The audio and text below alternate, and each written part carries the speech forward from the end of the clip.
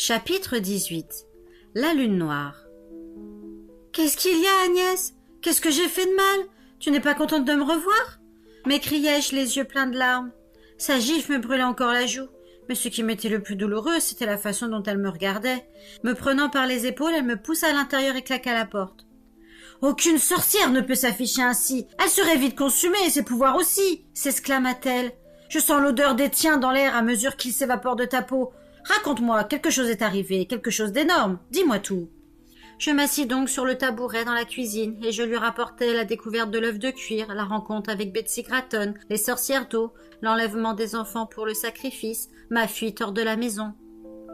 J'avais peur, mais je devais trouver un moyen. J'étais si désespérée que je m'apprêtais à demander l'aide de l'épouvanteur local. Puis un orage a éclaté. J'ai cherché un abri pour me protéger de la pluie et j'ai aperçu une lumière. J'ai cru qu'elle venait d'une ferme. En m'approchant, j'ai découvert sur le canal une étrange barge noire. La lumière émanait de chandelles disposées sur le pont. La pluie aurait dû les atteindre, mais elle continuait de brûler. Je découvris ensuite l'escalier trop profond et le trône imposant devant lequel j'avais conversé avec le mystérieux batelier. À quoi ressemblait-il? Voulut savoir Agnès. D'abord, il ne s'est pas montré. Il a déclaré qu'il ne pouvait être là en personne, mais qu'un jour, avec mon aide, il siégerait sur ce trône. Puis il m'est apparu quelques instants. Il n'était pas beaucoup plus âgé que moi, avec un visage souriant et des boucles dorées, et il me regardait avec tant de bienveillance. Il m'a révélé que le pouvoir était en moi, que je n'avais pas besoin de l'aide d'un épouvanteur pour secourir les enfants, que j'étais capable de le faire. A-t-il dit qu'il était Alice? T'a-t-il dit son nom? Il m'a dit être un des princes de ce monde, qui demeurait invisible. Petite sotte! S'écria de nouveau Agnès. Si je ne m'abuse, c'était le malin en personne. Je la fixais stupéfaite.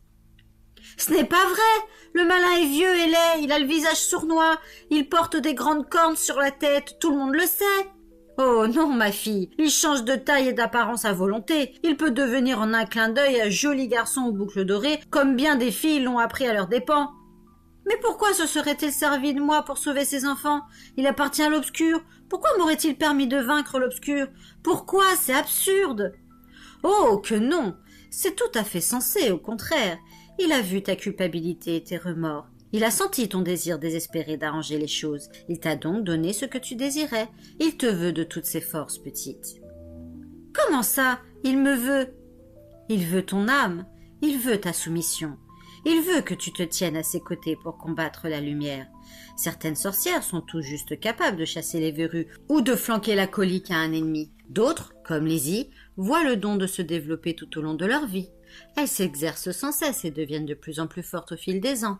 Il existe aussi des sorcières. Elles sont fort rares, incroyablement puissantes, dont le pouvoir est inné. Tu es l'une d'elles, Alice. Je l'ai toujours su. Et le malin te veut pour se servir de ton pouvoir. C'est pourquoi je souhaitais t'élever moi-même, pour te tenir éloigné des sorcières qui éveilleraient en toi ces noires capacités.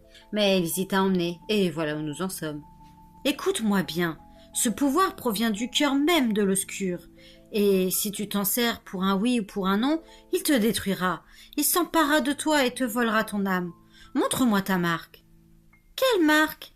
Ne me prends pas pour une idiote. Montre-moi la marque secrète qui révèle ton potentiel. Je me mis à trembler.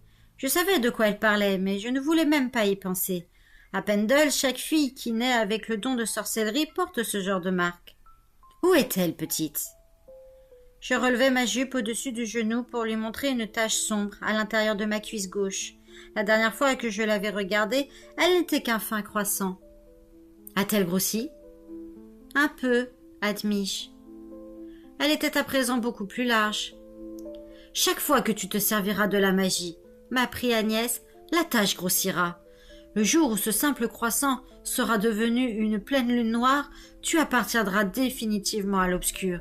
Ton âme sera endurcie, comprends-tu? Toute compassion humaine t'aura quitté. Qu'est-ce que je dois faire alors, ma tante? M'écriai-je. Survivre, Alice, rien d'autre. C'est tout ce que chacune de nous peut faire. N'utilise jamais ton pouvoir de manière inconsidérée. Efforce-toi d'en limiter l'usage. Le mieux serait même de ne plus t'en servir du tout. Mais Lizzie va vouloir se venger. Se venger de quoi? Je lui racontais comment, pour sauver les enfants, j'avais tué des sorcières d'eau, dispersé les autres et laissé Betsy Gratton se noyer. « Et Lizzie, qu'est-ce que tu lui as fait ?» Je lui ai rendu la monnaie de sa pièce. J'ai fait surgir de l'obscur une dizaine de mangeurs de cerveau. Elle n'a pas aimé ça. Elle va se lancer à mes trousses, c'est sûr, avec les sorcières d'eau rescapées, assoiffées de revanche. Sans l'aide de la magie, je serais morte et enterrée avant la fin de la semaine.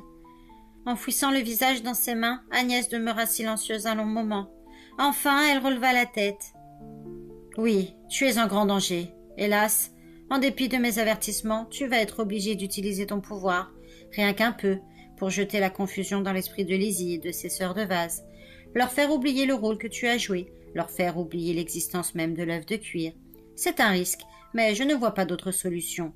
Je ne suis pas assez fort pour te protéger de Lizzie. Alors retourne chez elle et poursuis ta formation. Les choses changent parfois quand on s'y attend le moins. Un jour, tu verras, tu lui échapperas. » Je suivis le conseil d'Agnès, j'usai de mon pouvoir encore une fois. Le lendemain, le cœur lourd, je repartis chez Lizzie. Elle n'avait pas l'air dans son assiette. Pendant plusieurs jours, elle erra ici et là d'un pas de somnambule. Puis elle recommença à m'empoisonner la vie.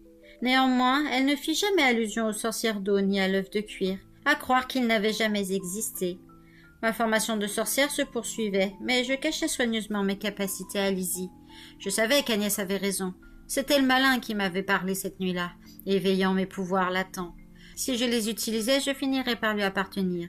Je deviendrais un être maléfique, étranger à tout sentiment humain, et ça, je m'y refusais. Agnès avait vu juste sur un autre point. Mon séjour chez Lizzie prit fin de façon totalement inattendue. Elle nous avait ramenés à Chipenden dans l'intention de libérer Mère Malkine de la fosse où l'épouvanteur l'avait enfermée. Mais les choses ne tournèrent pas comme elle l'avait espéré. Je rencontrai Thomas Ward, l'apprenti du vieux Grégory, et mon existence en fut définitivement transformée. Cette époque où Tom et moi devînmes amis fut la plus heureuse de ma vie.